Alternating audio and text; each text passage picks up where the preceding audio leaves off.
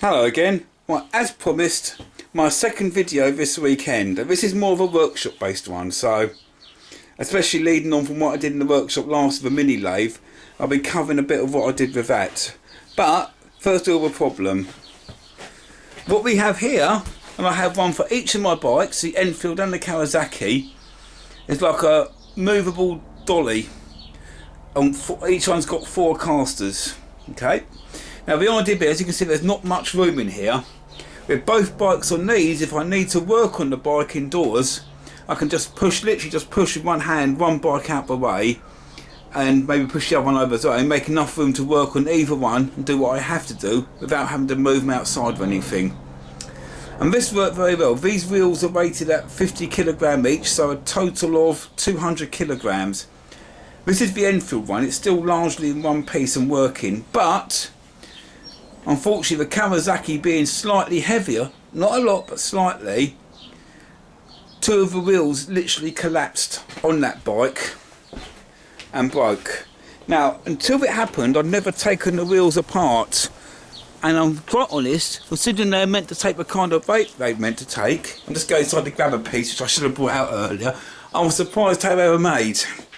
Right, what we have here is the centre part of one of these wheels.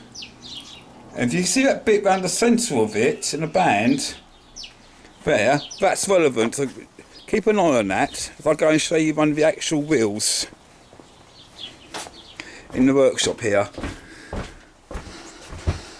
The actual wheels there, this sits in the centre of like that, and as can you see, it's only contact between the centre and the wheel is that thin band of plastic around the centre. Under the Kawasaki, it's no great surprise, but it collapsed, to be perfectly honest. Right, so job number one was I obviously took all the wheels off a broken trolley and then smashed out the centres of them. Now it's a bit rough, but it gives you roughly a 20mm hole, yeah? I then went on eBay and ordered some stuff. Right, here's a reappearance by my daughter again, saying hello again. Say hello. Hi. Right. Right. Make it quick, Don, because I'm meant to be doing a video here. I chucked my sandwich in the bin because 2 flies landed on it and there was a piece of wood in it and I just didn't want to eat it. Go and eat something else then, darling. Come on. Right. I just didn't want to eat it off. Now, the first thing I bought was a piece of aluminium bar. 20mm, 200mm long, because the idea being that although the Enfield one hasn't collapsed, I might as well do the work on this one as well. Right, when I first got it, I put it on and noticed there's a little bit of slack there, yeah, as you can see.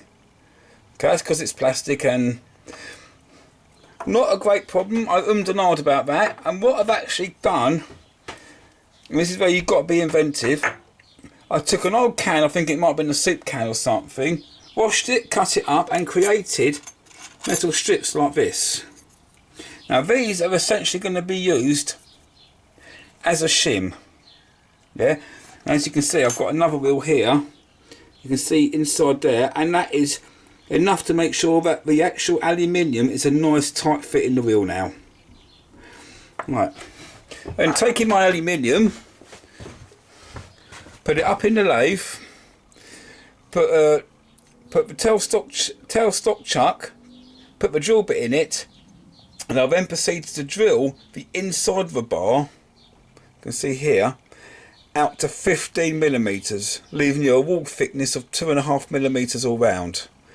Now the best way to do any kind of drilling like this is you start off with a small drill bit, preferably you start off with a centre drill bit, something along the lines of these ones here, so they're nice and firm and they don't flex that much, and you sort of do your initial hole.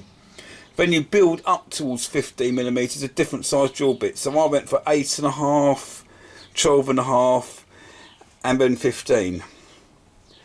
Now drilling with aluminium, although it's softer than steel, does bring its own challenges.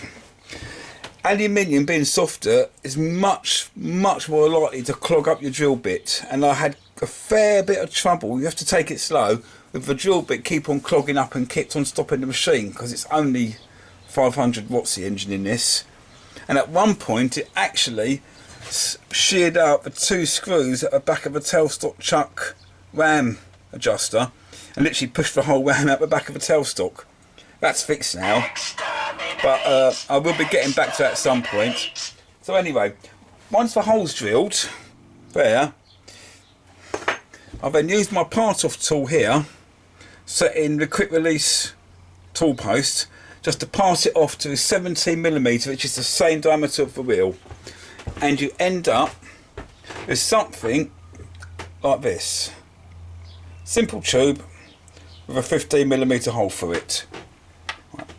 My second eBay purchase is a collection of these small sealed bearings. Now these have been sold for, you get 10 of them for less than a £5, and the outside diameter is 15mm, they're 5mm wide, and the internal hole is 6mm, which is a standard bolt size. So next job, just using a vise. Each side of a tube I pressed in one bearing, like that. Now, I've come across one little issue, that is these are the standard bolts that form the axle for the wheels. And to say they're a bit slack in there, is putting it blunt, is at some point what I might do is get myself some 6mm mild steel bar, cut it to sort of several lengths, and then actually make some better fitting spindles so they work better on the bearings. But I'm going to try these standard ones first and see how I get on. Right, so from this bit here, the bearings pushed in, I then pushed that whole assembly into the centre of the wheel, and as you can see there, that's not moving at all. That's in there nice and tight, courtesy of that shim. Right.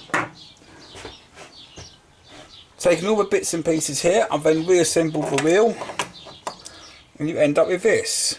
Now the original wheels never rolled particularly well. They're always a bit stiff, because what do you expect if it's just a steel bolt on plastic? But this, it's very good indeed.